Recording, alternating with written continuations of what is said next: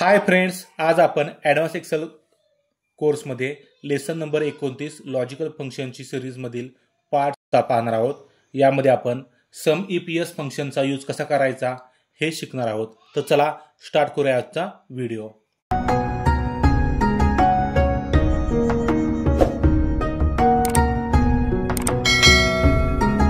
तर फ्रेंड्स, पहिल्यांदा पाहूया सम ईपीएस फंक्शनचा उपयोग काय होतो। दिलेल्या डेटामधून एकापेक्षा जास्त लॉजिकल कंडिशनचा यूज करून सम काढण्यासाठी सम इफ यस या फंक्शनचा यूज केला जातो। आता याच्यामध्ये आपण आपल्या हव्या तेवढ्या काय करू शकतो, लॉजिकल कंडिशन यूज करू शकतो। आता यामध्ये बघा, तुम्हाला प्रॅक्टिकली एक्झाम्पल दाखवतो मी, तुमच्या लक्षात येईल।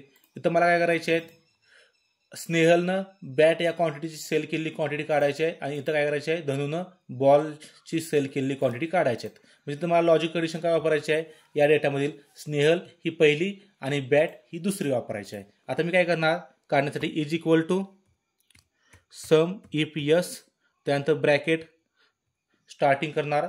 मला समची क्वांटिटी कुठं सिलेक्ट करून घेणार आहे, तर ह्या रेंजमधली सिलेक्ट करून घ्यायची। म्हणजे ही समची रेंज काय करायची, पहिल्यांदा सिलेक्ट करून घ्यायची।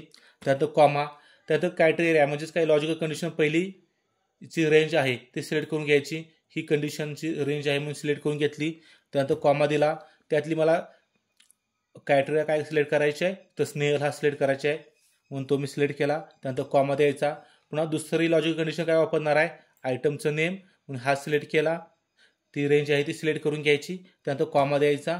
कोणता स्टॉक आयटम घ्यायचे, मला यातला बॅट घ्यायचे आहे म्हणून बॅट सिलेक्ट केला। त्यानंतर माझे काय केले, लॉजिकल कंडिशन संपले आहेत। मी फक्त दोन लॉजिकल कंडिशन काय करणार आहे तर यूज करणार आहे। त्यामुळे माझा ब्रॅकेट काय करायचं तर कंप्लीट करून घ्यायचं आणि एंटर बटन प्रेस करायचं। बघा इथं आलं आहे क्वांटिटी।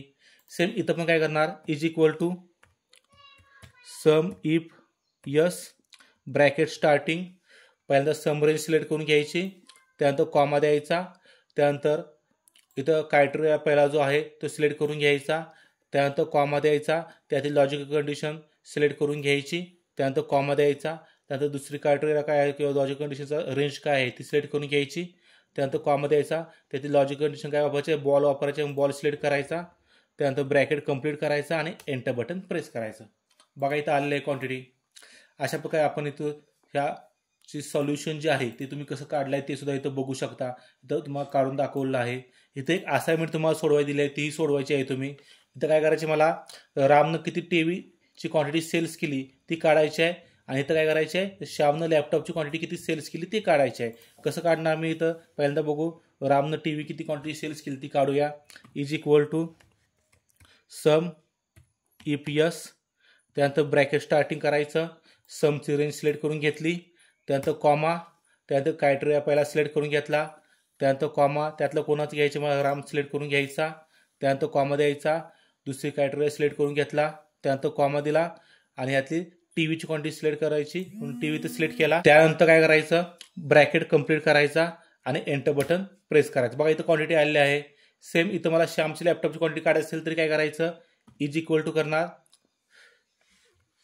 सम इफ यस, त्यानंतर ब्रॅकेट स्टार्टिंग करायचा, पहिल्यांदा समची रेंज आहे ती सिलेक्ट करून घ्यायची। त्यानंतर कॉमा द्यायचा, त्यानंतर क्रायटेरिया पहिला सिलेक्ट करून घेतला। त्यानंतर कॉमा दिला, यातील मला काय करायचं, नाव सिलेक्ट करून घ्यायचे, श्याम नाव सिलेक्ट केलं। त्यानंतर कॉमा दिला, दुसऱ्यांदा क्रायटेरिया सिलेक्ट केला, कॉमा दिला, यानंतर लॅपटॉप सिलेक्ट करायचा। त्यानंतर ब्रॅकेट कंप्लीट करायचं आणि एंटर बटन प्रेस करायचं। अशा प्रकारे आजच्या व्हिडिओमध्ये आपण पाहिलं आहे सम ईपीएस फंक्शनचा यूज कसा करायचा।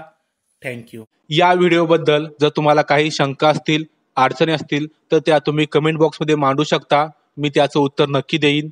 तसेच तुम्हाला हा व्हिडिओ आवडला असेल तर या लाईक करा, तुमच्या मित्रांसोबत शेअर करा आणि आमचे नवीन व्हिडिओ पाहण्यासाठी या चॅनलला नक्की सबस्क्राईब करा। थँक्यू।